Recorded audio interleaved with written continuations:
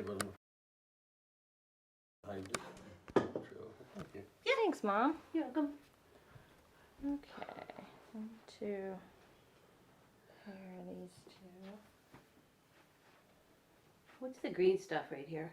That is a waveform that shows me the exposure. Making sure nothing is underexposed. Is this an $8,000 camera? The body is 8,000. The lens is about 1,500.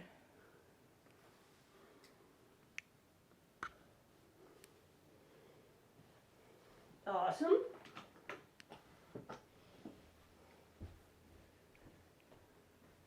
Come on. Sorry, Granddaddy. Yeah, I'm fine. I'm sitting down, you're doing the work.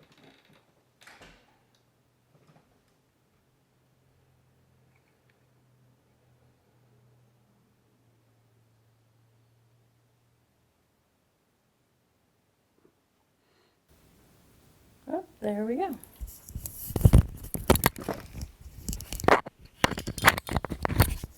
Testing, testing.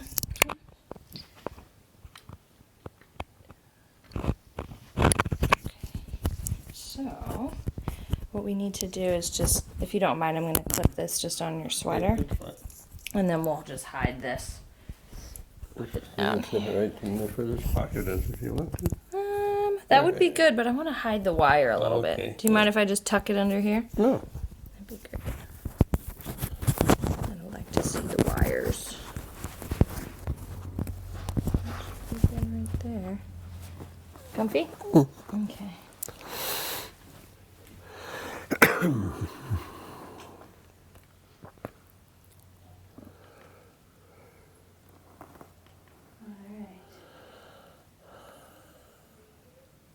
Okay, I'm just going to go grab one thing and then we can start.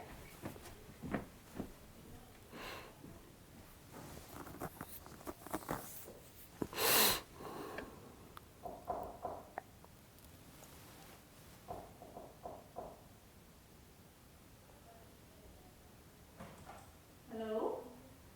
Hello?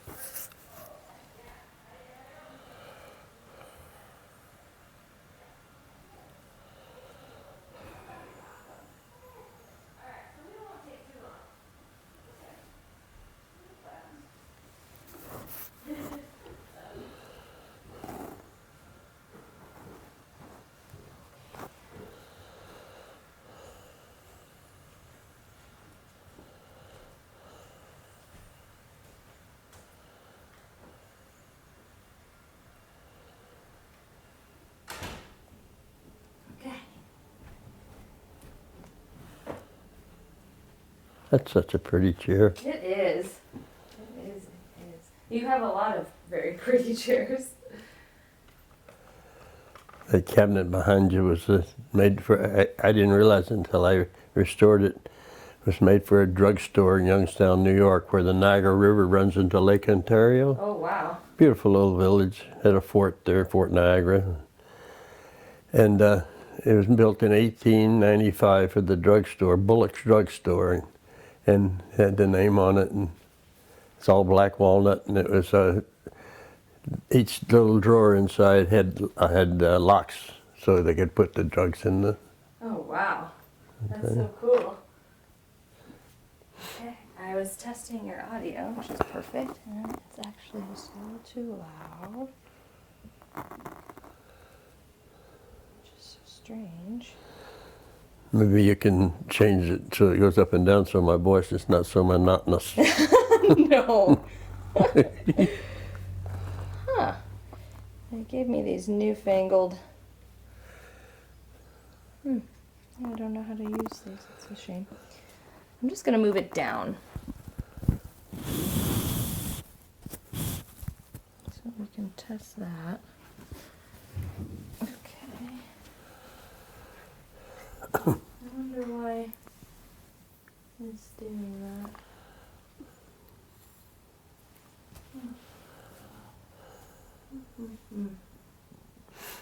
Okay. So if you could tell me what you had for breakfast this morning.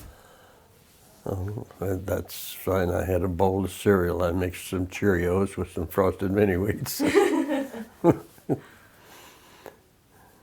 and a cup of coffee and a piece of toast. Yum. You want me to keep talking? No, that's okay. Thank you though. I don't know why. I've never had this problem before, but that's usually when problems happen, when you're doing your own project. Input.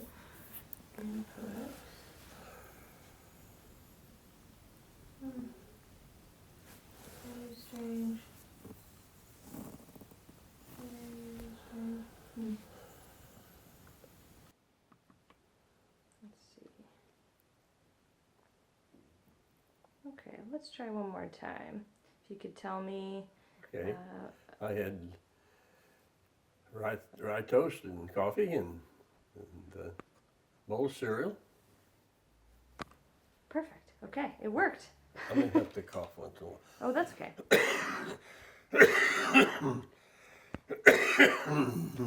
That's the beauty of editing. I can cut it all out. Yeah. Okay, it sounds really good now. I'm surprised I was able to fix that actually. Okay, let me just make sure everything's good.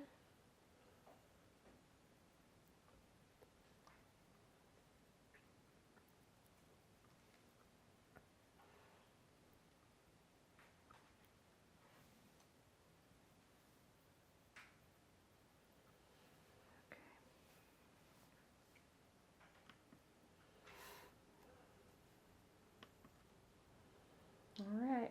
It always makes me nervous when I can't watch the camera, so I want to make sure Oh yeah. it's set up right. Which I think it's pretty good. Would you like me to watch the camera for a minute? No, that's okay. Unfortunately, I'd have to teach you how to use it. Thank you, though. Okay.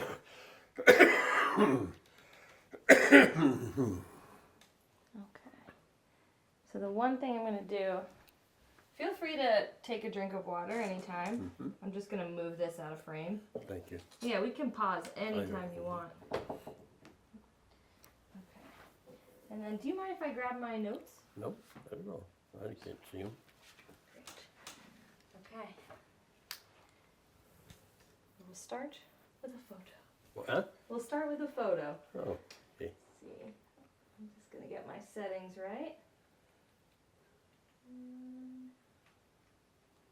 Okay. So right here. Let's test it. Oh, it looks great. Okay.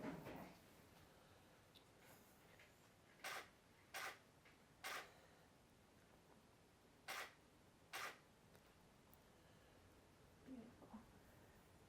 Okay.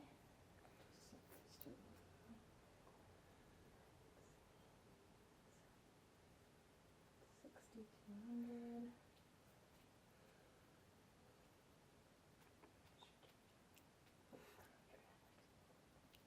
Okay.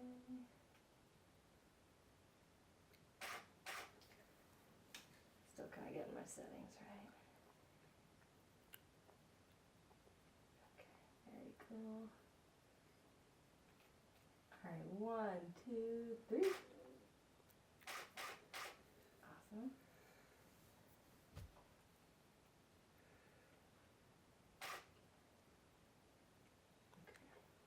think I got it right.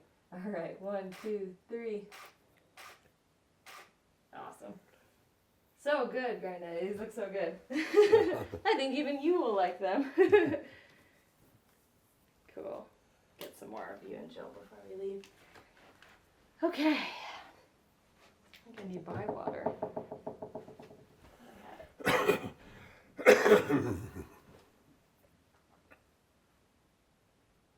thought I had water up here, but Here, you want some of this? Here. Take this. Wasn't anything in that. Put it in there if you want. that's okay. Thank you. All right, it's happening. Thanks for waiting. Okay.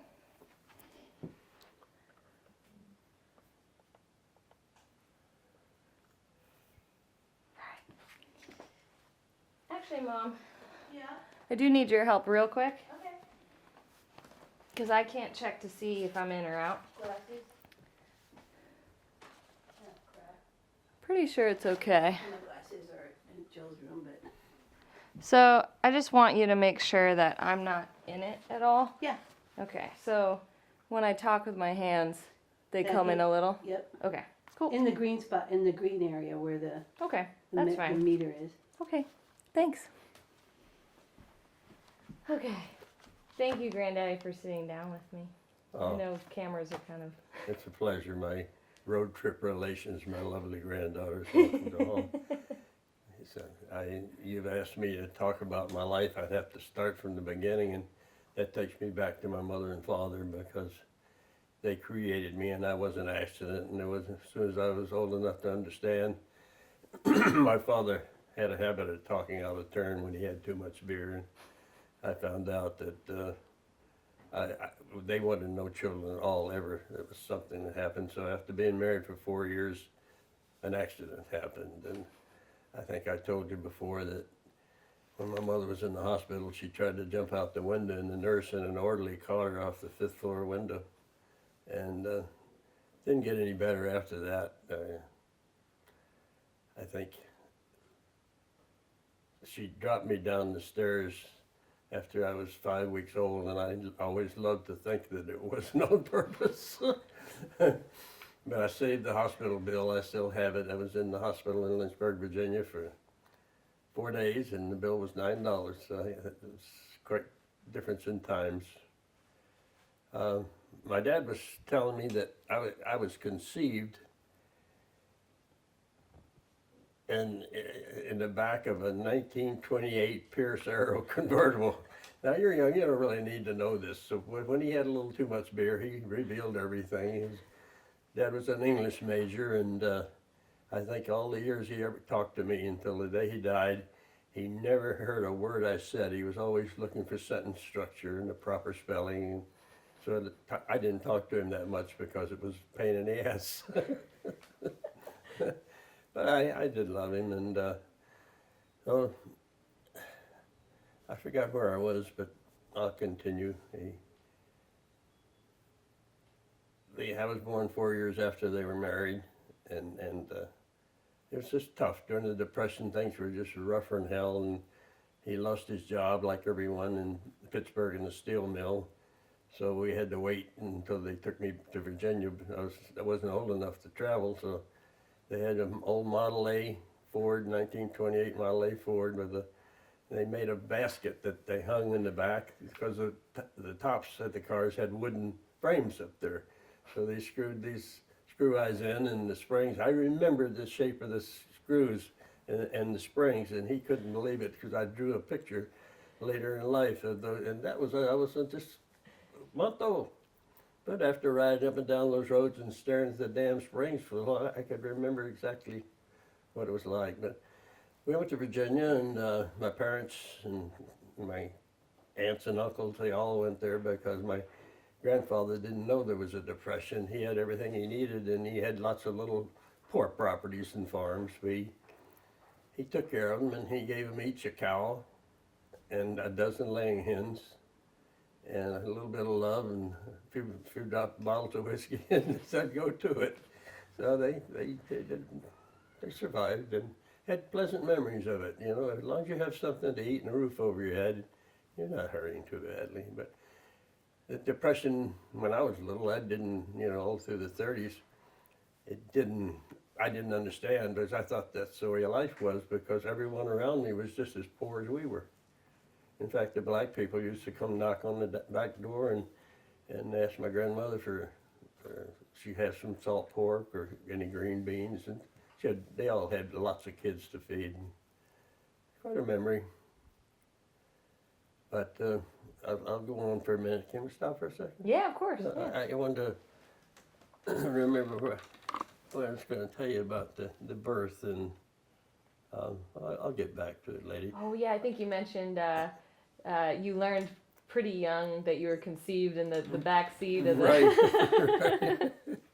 But I was born May 8th, 1932, at 4 years after they got married. So it was understandable that they didn't want any kids. And he confessed to me that they never would have any, I would never have any brothers and sisters. And really things I didn't need to know when you're in your preteens. But that was life. My mother didn't drink anything, but she was tougher than a keg of nails. So, but I don't think they really loved each other. I think they liked each other, but I don't think, I mean, they were always messing around. They're always hugging the wrong people, and I'd catch them now and then. And it's quite an adjustment in my life to learn to live that way.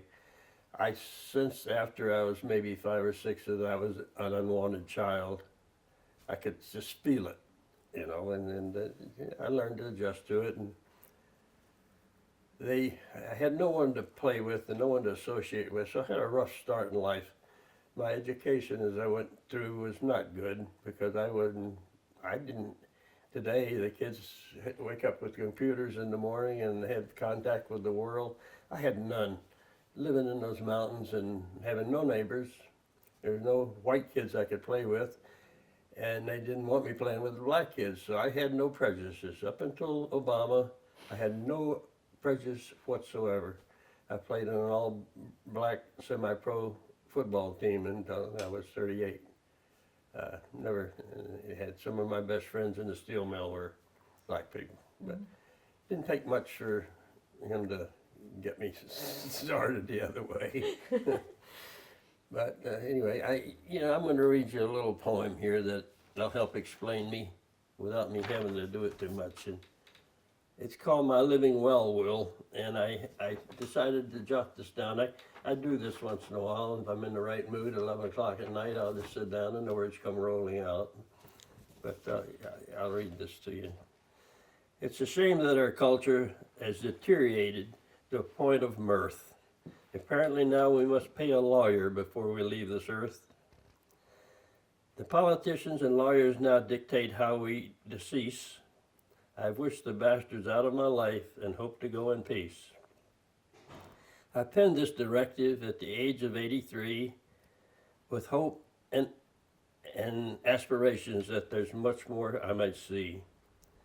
But when I no longer know who the hell I am, or even know your name, if it's all the same to you folks, I would like to end this game.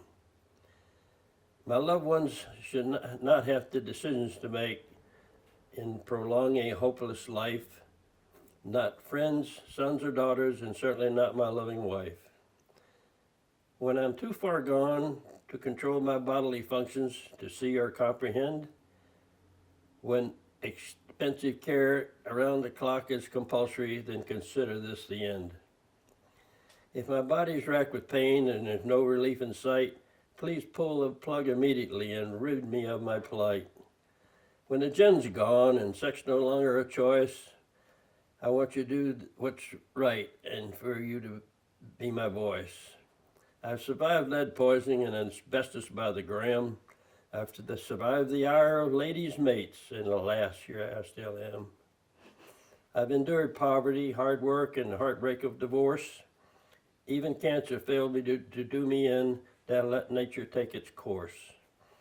My academic years weren't glorious, but at sports I did excel. In college I was elected class president. I guess I did quite well. My professional life was successful. Admittedly, I started late, but I traveled the world with excitement even before I left the gate. I have pride in all my children and certainly wish them the best. For those who chose estrangement, forgiveness is my request. My greatest moment of professional pride prompts this confession: to have retired with the accolades as the best in my profession. In trying to close this message, I must speak out with pride that in spite of any screw-ups, I've certainly had one hell of a ride. For any excess joy that occurred in my life, I owe enormous thanks to my loving wife. I love you all, and if possible, I'd sit up and give you a hug, but since it's obviously not possible, please pull the plug. Thank you.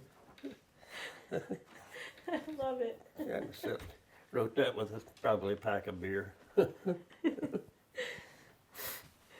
It does capture a lot. You cover a lot, and it doesn't get too dark, and No. it's great. It's great stuff. I kind of wanted to ask you. I love everything you shared about, your upbringing and kind of the pros and cons, for lack of a better Yeah. phrase for that. But I guess if you had to boil it down, what about those formative years would you say shaped you into the guy you are now, and the man you've been most of your life? Well, I had no thoughts. I was just, until I was maybe in 6th grade, I ended up, the education in the school in Virginia was obviously quite poor. You learned what they had to teach you, but we had no ball fields or anything like that. My mother's younger sister and I were in school together. She was in the 11th grade when I started 1st grade. And my grandfather had given them the land to build the school on. It was right by the river.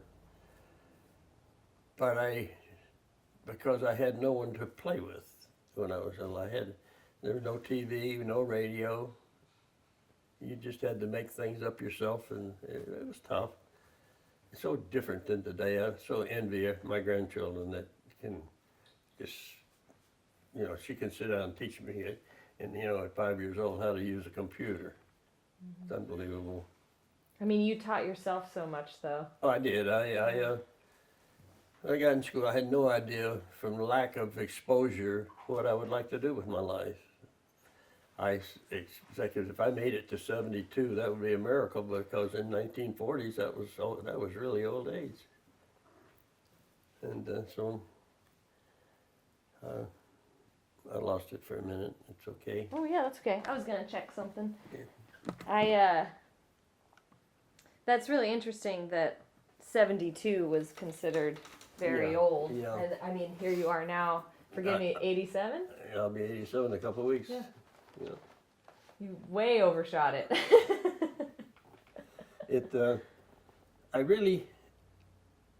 I was shy, overly protected, having no one to play with or associate with, forbidden to play with black people, and I'd sneak out as I got older and go coon hunting at night with them, sneak out the window. And I had no prejudice at all until recently. I don't know if I'll ever get over it. It's been so bad, but I love my country, and I just hate to see it go, when it goes totally socialistic, it'll evaporate. And I know it's coming. There's nothing we can do to stop it, and, except for the voting system. The president is covered by a different system of votes than the states. It's one vote counts for everything, but not so in the president's condition. So we may save it. Maybe. But I got into military academy, and I was in 6th grade. So how did you end up, I guess, from being that young man in Massey's Mill, how did you end up leaving, and what was your motivation? Well, and my family moved during they closed. My father went to Virginia because he had a chance to open a mine there, alternate or cheaper version of titanium. And it went along fine. When the Depression got so bad, the government wasn't buying anybody. No one was making steel, and titanium is typically an alloy that goes into certain steels for certain conditions. But it would they just closed it down and sent everybody home. And when somebody would place an order, they would go back. Dad was the highest paid guy in the mine at 25 cents an hour. And so when there was no work, you just went home. And all the poor people that worked there doing the mining, it was open pit mining, it wasn't underground. And it was just terrible. But when that happened, my father got transferred to Niagara Falls, New York, which was at the time the industrial, chemical, pharmaceutical center of the world. They just because of the power plants,